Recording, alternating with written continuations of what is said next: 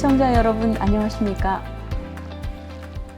세종신문방송협회 특별대담 민금이가 묻고 강미애가 답하다입니다. 인지심리학에서는 배움이란 주의 깊게 관찰하고 행동으로 옮기는 과정이라고 말합니다. 결국 학습의 핵심은 성적이 아니라 아이 스스로 빠져드는 몰입에 있는 것이죠. 오늘 세종교육이 어떻게 이 몰입의 과정을 구조적으로 만들어갈지 이야기 나눠보겠습니다. 강미애 예비후보님 모셨습니다. 안녕하세요. 네, 시청자분들께 인사 부탁드립니다. 안녕하세요. 세종시 교육감 예비후보 강미애입니다. 이렇게 만나뵙게 돼서 반갑습니다. 네, 첫 번째 질문은 단도직입적입니다. 후보님이 교육감 선거에 나선 이유를 한 문장으로 말씀하신다면 어떤 것일까요? 교육은 백년지 대계라고 하잖아요.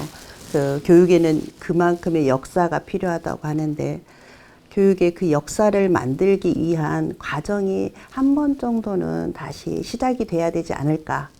이 말에는 다른 사람들이 불평할 수 있고 도전할 수 있고 막 그런 이야기들이 좀 있기는 하지만 현재 세계 발전하는 속도를 봤을 때는 실질적으로 제일 중요한 게 우리의 학습의 진도가 좀 나가줘야 되지 않을까.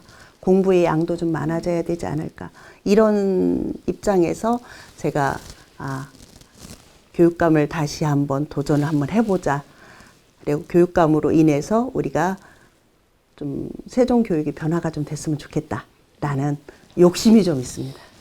30여 년 이상을 교단과 현장에서 걸어오셨습니다. 그 시간 동안 변하지 않는 것 하나가 있을 것입니다. 후보님이 가슴에 품고 있는 변하지 않는 교육의 본질은 무엇입니까? 교육은 제가 봤을 때는 무조건 성장이고 미래거든요.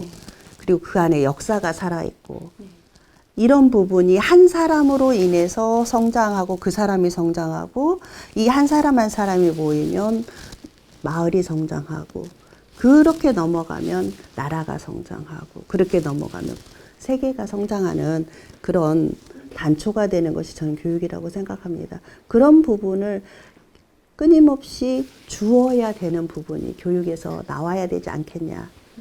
그런 부분을 끊임없이 고민했던 것 같습니다. 이제 세종으로 가겠습니다. 후보님 눈에 세종 교육의 현재를 흔드는 문제는 여러 가지겠지만 그중 가장 시급한 한 문제를 꼽는다면 무엇이고 왜 지금 해결해야 합니까?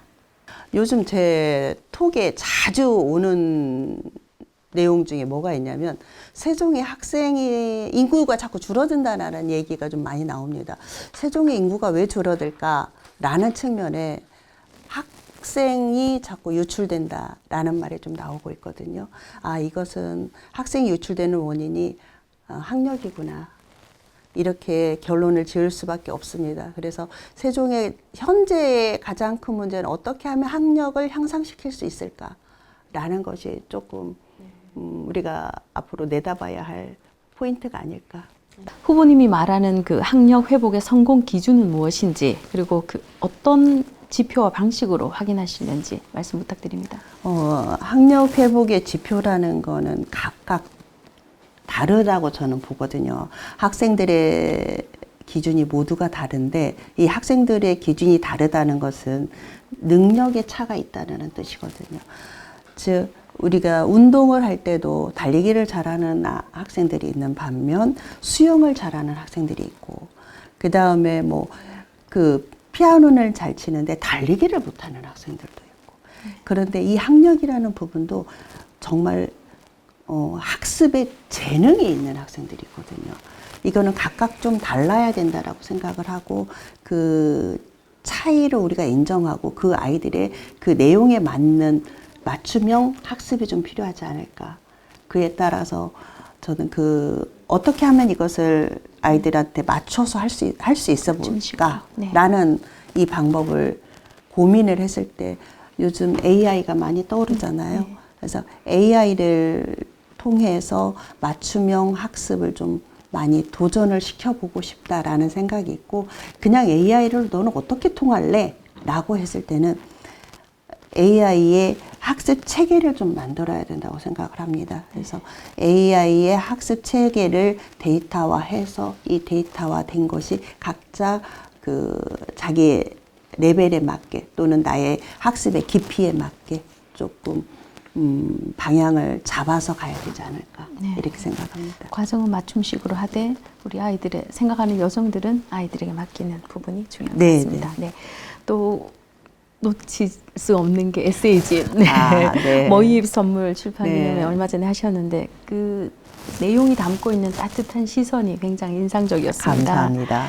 한 조직의 수장은 그 온기를 잃지 않으면서도 때로는 단호한 칼날을 휘둘러야 합니다. 후보님은 어떤 리더로 기억되고 싶으신가요? 저는 이제 머이 선물은 제가 아침마다 보내는 짧은 네. 제가 아는 분들한테 보내는 짧은 글을 모아서 낸 것이 모의 선물이거든요.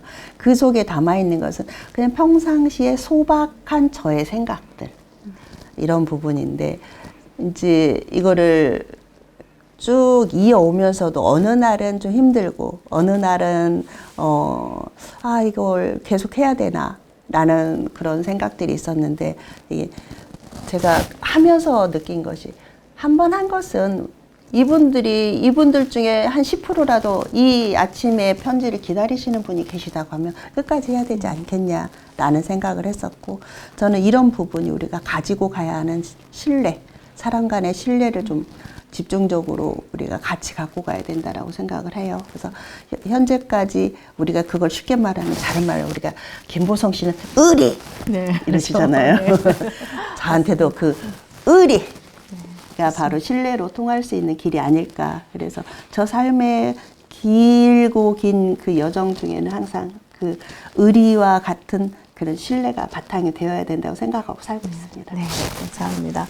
저도 삶의 덕목에서 신뢰와 의리를 첫째 덕목으로 삼고 있습니다. 감사합니다. 네. 이제 교실을 움직이는 핵심, 교사로 가겠습니다.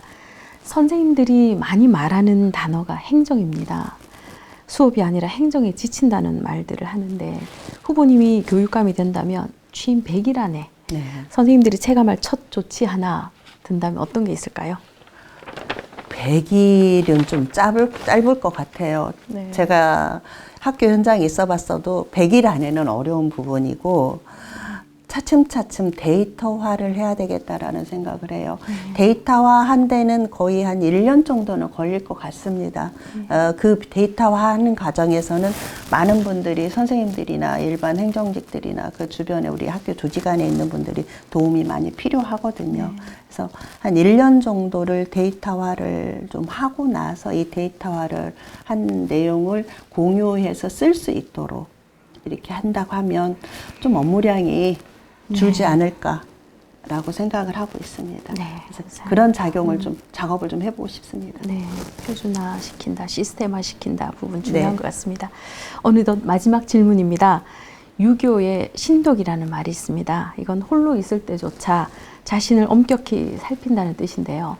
교육감이라는 외롭고도 무거운 자리에서 후보님이 지탱할 가장 깊은 철학, 마지막 포부로 들려주십시오.